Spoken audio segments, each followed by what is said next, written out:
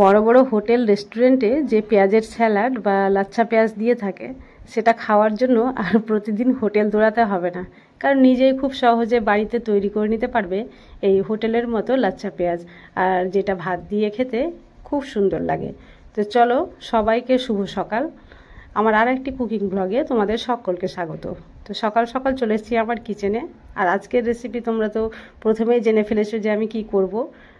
তো এর জন্য আমি নিয়ে নিয়েছি দুটো পেঁয়াজ। পেঁয়াজ একটু বড় সাইজেরই নিতে হবে, আর পেঁয়াজের ভিতরে যাতে মানে ডবল লেয়ার না থাকে, মানে দুমুখা পেঁয়াজ যেটা থাকে আর কি, সেটা থাকলে খুব ভালো হবে না, কারণ এখানে পেঁয়াজ কেটে রিংয়ের মতো বার করতে হবে বা চুরির মতো পেঁয়াজগুলো কেটে নিতে হবে। তো যদি দুমুখা পেঁয়াজ থাকে তো সে চুরিটা ভালো হবে না, হাফ হাফ হয়ে যাবে। তো সেই জন্য প্রথমে একটু ছিলে তারপরে দেখে নিতে হবে, চেক করে যে মুখটার মধ্যে দুই রকম লেয়ার আছে কিনা বা দুই মুখা পেঁয়াজ আছে কিনা। তো দেখো এখানে পেঁয়াজটা কিন্তু দুই মুখো নেই। তো এইভাবে ছিলে নেওয়ার পরে দুটো পেঁয়াজকে আমি এইভাবে গোল গোল করে কেটে নেব, যাতে গোলটা মানে সম্পূর্ণ ভালোভাবে থাকে, ভেঙে না যায়। যে দেখো প্রথমটা আমার ভেঙে গেল, তো সেটা আর নেওয়া যাবে না, ভালো লাগবে না। তো একটু সাবধানেই কাটতে হবে। তো এইভাবে আমি কেটে নিয়েছি। এরপরে পেঁয়াজের লেয়ারগুলোকে এইভাবে আলাদা করে দিতে হবে। একটা পিসের মধ্যে অনেকগুলো লেয়ার থাকে, আর দেখতেই পাচ্ছ অনেকটা পেঁয়াজ হয়ে যাবে এখানে।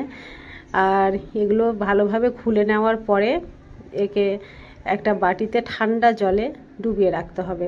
ঠান্ডা বলতে একেবারে মানে বরফ গলা জল। আর হাতটা দেখো কি অবস্থা হয়েছে আমার এই কাজ করে। তো এই বাটিতে আমি উঠিয়ে নিচ্ছি, আর এখানে দিয়ে দিচ্ছি বরফ গলা জল। ঠান্ডা জলে 10 মিনিট ভিজিয়ে রাখলে এটা একেবারে মানে মুচমুচে হয়ে যাবে, ক্রাঞ্চি ভাবটা চলে আসবে।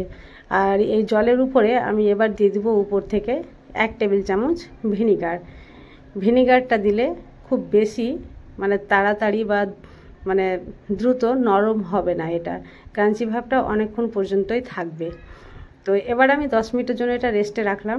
অন্যদিকে একটা শুকনো মশলা তৈরি করে নিই। তার জন্য নিয়ে নিলাম প্রথমে 1/2 টেবিল চামচের চাইতে একটু কম মানে ঝাল লঙ্কার গুঁড়ো। আমার লঙ্কাটা খুবই ঝাল ছিল, তাই একটু কম পরিমাণে নিয়েছি।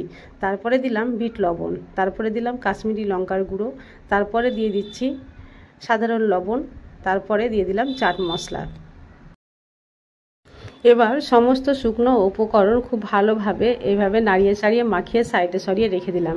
আর অন্যদিকে যে পেঁয়াজটা ভিজিয়ে রেখেছিলাম সেটা 10 মিনিট হয়ে গেছে। তো এবার একটা স্ট্রেনারের উপরে এভাবে রেখে দিলাম, যাতে এক্সট্রা জল যা থাকে সব ঝরে পড়ে যায়। তারপরে পেঁয়াজকে খুব ভালোভাবে মুছে নিয়েছি আমি শুকনো কাপড় দিয়ে। এবার আমি যে পাত্রে আর কি এটা মিক্স করব সেই পাত্রে রেখে দিলাম, আর গুঁড়ো মশলাটা উপর থেকে এভাবে ভালোভাবে ছড়িয়ে দিলাম। তারপরে হাত দিয়ে খুব ভালোভাবে মাখিয়ে নিয়েছি। এবার আমি এরপরে দিয়ে দেব পাতিলেবুর রস। এখানে 1 পিস পাতিলেবুর রস আমি ইউজ করেছি। তারপরে দিয়ে দিলাম কাঁচা লঙ্কা কুচি আর ধনে কুচি। চলো এবার ভালোভাবে মাখিয়ে নিলে রেডি হয়ে গেল রেস্টুরেন্ট স্টাইলে একেবারে পারফেক্ট টিপস অ্যান্ড ট্রিক্স সহ লাচ্ছা পেঁয়াজ বা পেঁয়াজের স্যালাড। তো এই ধরনের সহজ সরল রেসিপি আমি প্রতিদিনই নিয়ে আসি। আজকে এই রেসিপি তোমাদের যদি ভালো লেগে থাকে প্লিজ চ্যানেলটি সাবস্ক্রাইব করে পাশে থেকো, আর এই ধরনের রেসিপি পেতে হলে আমাকে কমেন্টে অবশ্যই জানাবে। তো আজ তাহলে এই পর্যন্ত, দেখা হবে নেক্সট রেসিপি ব্লগে। ততক্ষণ পর্যন্ত তোমরা সবাই সুস্থ থাকো, ভালো থাকো।